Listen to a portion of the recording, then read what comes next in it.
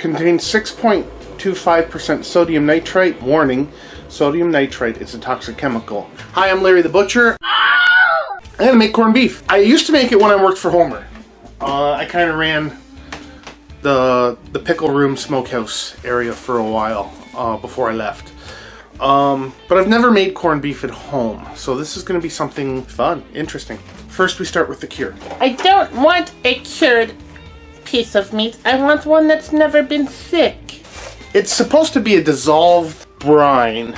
I'm gonna stick with my sea salt. I like sea salt. I like that there's no iodine in it, and it's sea salt. I don't use kosher salt. I know Alton Brown has made kosher salt trendy for a while, but this is what I do. I looked at several recipes online for inspiration, and I'm just gonna go with what I got, which is what everyone should use. What you got. 1 cup of sea salt. Actually, you know what? I'm gonna go half a cup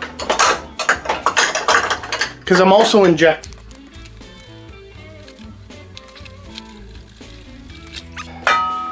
Use what you have in your house. Half a cup of brown sugar.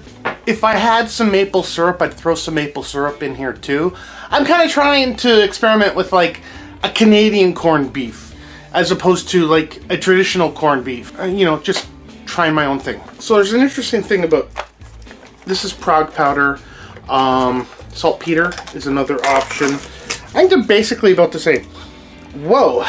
It smells like an over-chlorinated pool. Sodium's used in chlorine. Sodium chloride and what is... Sodium chloride is a type of salt. This is sodium nitrite. 2 teaspoons of Prague powder. Ooh.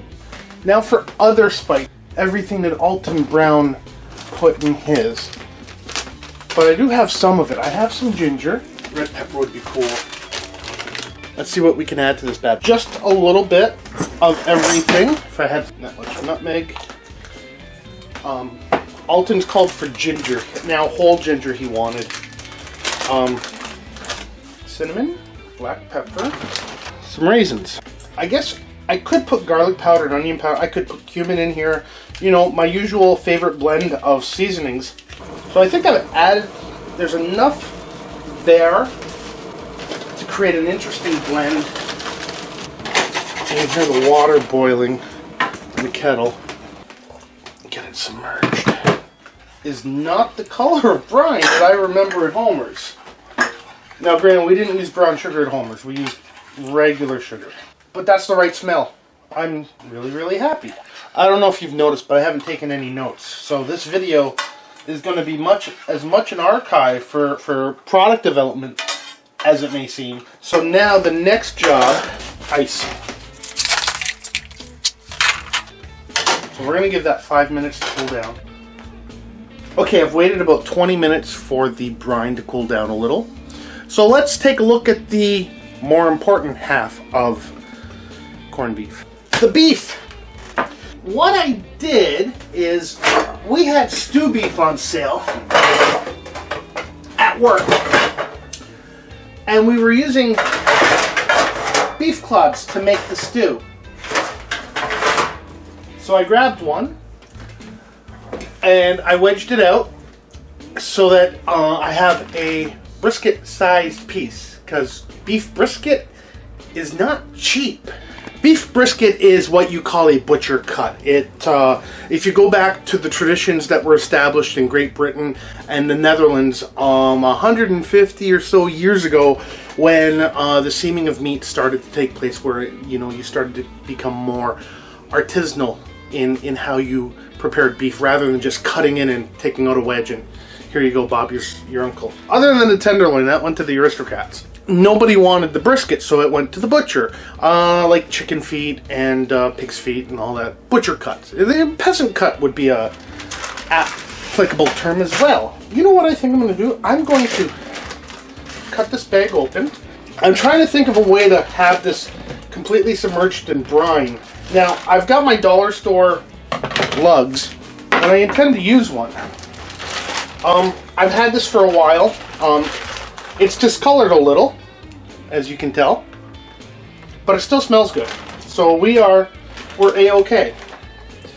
I need to dig out my brine injector. Alright, So now comes the money part. But I am going to do one more thing. Canadian corned beef requires a Canadian beer. I still have to go to work and it's only 11:30 in the morning. So I'm not going to drink any. But what I am going to do, Sleeman Original. Sleeman! Either you like bacon or you're wrong.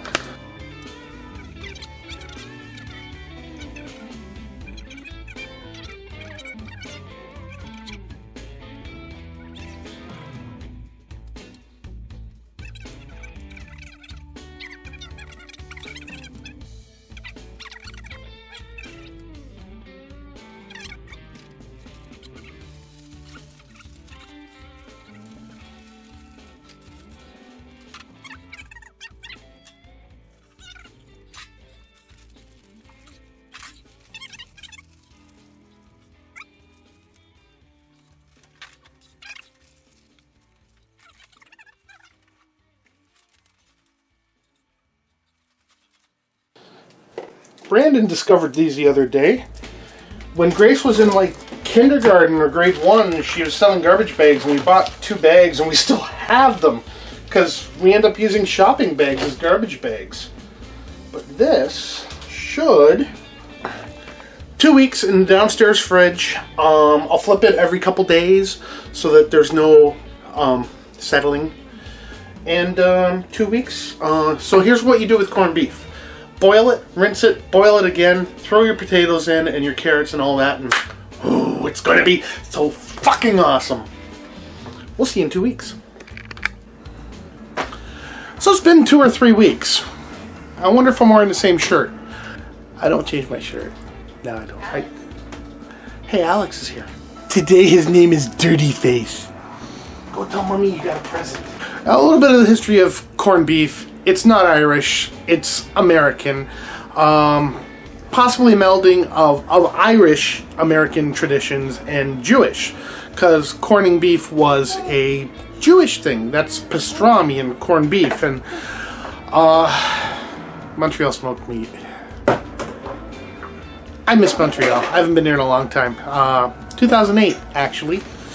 So it's been like 9 years. This part is so easy a caveman can do it. Pot, cold water. Set it to high. Grab your corned beef, which has been whisking away in the brine for 3 weeks. Smells like corned beef. Oh my god, it looks awesome. Oh, the color's perfect. Oh, I love you, corned beef. Don't tell my rubber ducky. He gets jealous. Bring it to a boil. Don't set the house on fire. So after it's come to the boil first time, dump it, fill it back up with cold water, repeat.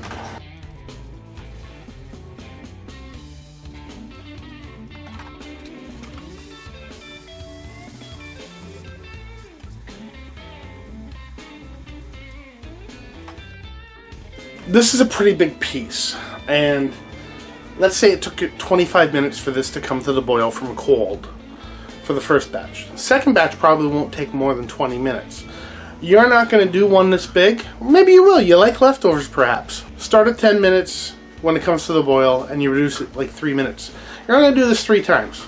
Boil number 2 is done. Let's dump it, and now we're going to add our vegetables.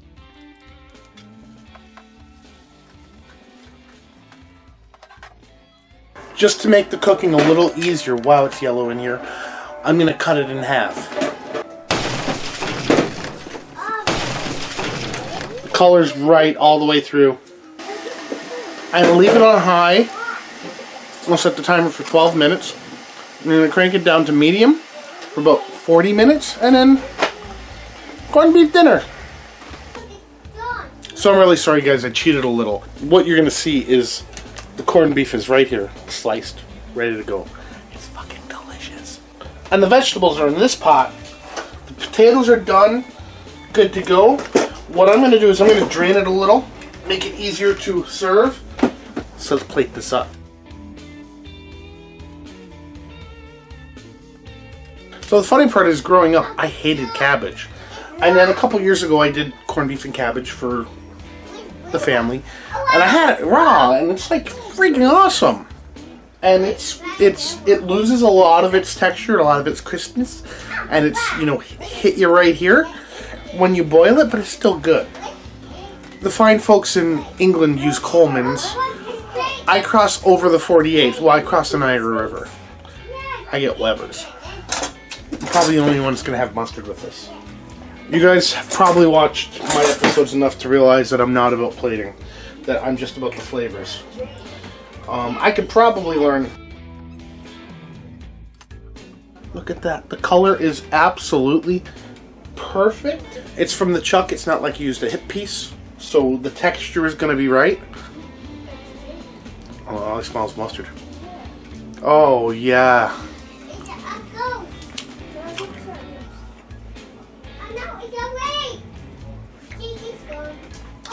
This is really freaking awesome. So, we're going to recap this. I used ingredients I had in my home, and when it didn't look like I had quite what the recipe called for, I improvised. Awesome. This is good. Carrots are still a little tough, but that's fine.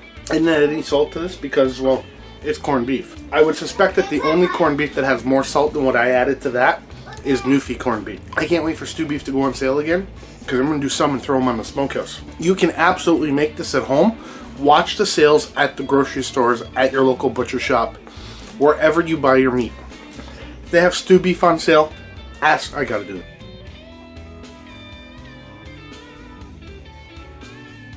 If they have stew beef on sale, ask them what they're making it from. If it's from a beef clod, a chuck tender, well, maybe not so much a chuck tender, blade eyes, boneless blade, ask them if you can buy one whole. Watch my videos on how to butcher them. Watch this video to see how to make corned beef. You're going to love this. And it's going to be all made at home. You're going to know exactly what's in it.